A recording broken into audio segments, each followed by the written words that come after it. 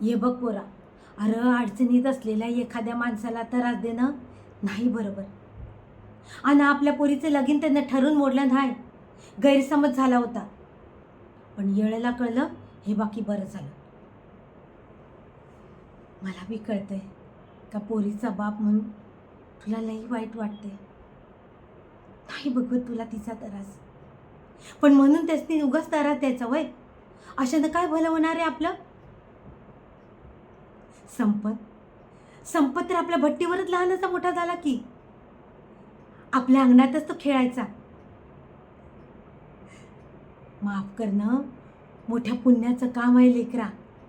एकदा माफ कर. मानसी तुझ्या पोरीवानीच आहे ना व. मग काका म्हणून हक्कानं तिच्या लग्नाला जा आणि पोरीला भरभरून आशीर्वाद दे.